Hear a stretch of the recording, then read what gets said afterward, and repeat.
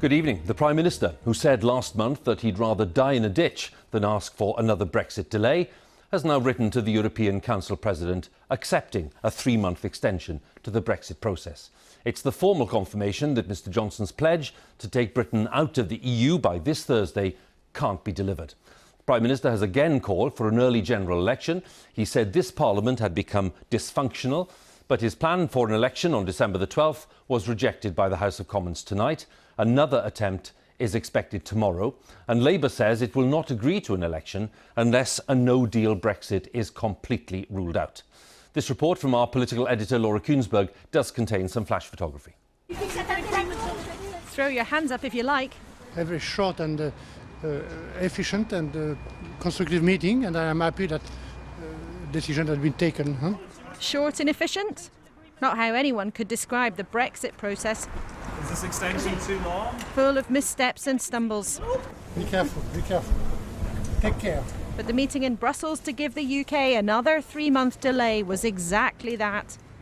The Prime Minister says the pause was imposed on the government against its will. And writing to the EU Council, he says, "I have no discretion to do anything other than confirm the UK's formal agreement to this extension." He goes on to state, "In my view, this unwanted prolongation of the UK's membership of the EU is damaging to our democracy and to the relationship between us and our European friends."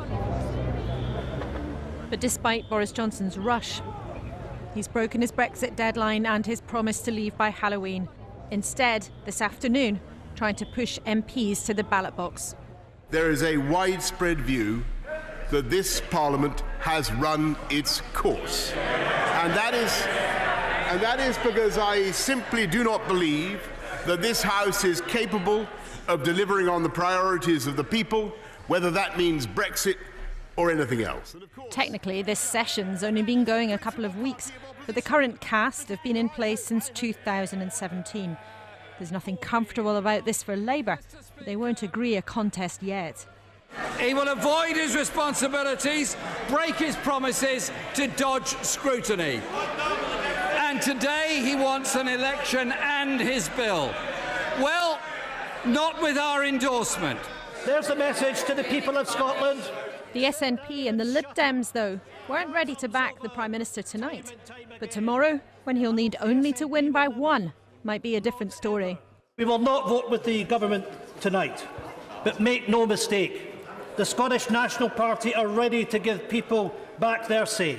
The way forward now is to have an election, but to do so responsibly, not letting the Prime Minister force through his bad Brexit deal. There are doubts, though, about an election, even in Tory ranks and among their natural allies. We are not wreckers. We do not want to see the United Kingdom ungovernable. But the one thing we're not prepared to do is to see the United Kingdom divided. Division! Clear the lobby. Ultimately, the Prime Minister was miles off what he needed. The ayes to the right, 299. The noes to the left, 70. But just when one vote is gone, along comes another round here. Number 10 will ask MPs again tomorrow to back an election on December the 12th. But they'll vow this time to ditch any effort to get their Brexit deal through Parliament. With that gone, the opposition parties may be more enthusiastic, but suspicions of Boris Johnson's motives are all around tonight. But tomorrow, this Parliament might call time on an era of short tempers and long debates, and move swiftly into a ferocious campaign of short days and long election nights. Adler is at Westminster. We'll talk to her in just a moment. First, let's go to Brussels and talk to our Europe editor, Katya Adler. Katya, how does Brussels view the prospect of an election here, possibly within weeks? Well, Hugh, if we think back to when Theresa May was Prime Minister at the time, EU leaders hoped that if you got Parliament involved, that could help solve the UK's Brexit question. At other times, they thought a second referendum or even, yes, a general election definitely, when they've been renegotiating the Brexit deal of late, EU leaders have hoped this could bring the issue of Brexit to a conclusion in the UK. Certainly the Prime Minister promised EU leaders it would, and yet look where we are right now. There have been so many false dawns when it comes to the long Brexit process, and that's why when the Prime Minister, in his letter to the EU today, asked them, yes, I'll accept a new Brexit extension, but please could you, EU, make it clear that this will be the very last Brexit delay. This is not something that EU leaders are really prepared to do, because, Hugh, what happens if it does come to a general election and it proves inconclusive when it comes to Brexit? What happens if the new Brexit deal comes again before Parliament and MPs reject it? EU leaders, their main focus throughout all these months of negotiation has been to avoid a damaging no-deal Brexit. They want to keep in their back pocket the possibility of another Brexit extension if need be, to avoid a no-deal scenario, even if the idea of even more Brexit delay really does not make the EU happy. All right, Katya, thanks very much. Let's go to Westminster then, talk to Laura. Laura, what do you think the chances are of a vote tomorrow which actually approves the general election before Christmas? Hugh, I think the chances are good for Downing Street in terms of getting what they so desire. The idea of trying to get that clarity that Katya was just talking about, of getting to the country in a way that they hope would work out for them. But just because the chances are better than they have been for Boris Johnson in terms of getting to the ballot box, it doesn't mean whatsoever that this will be a slam dunk.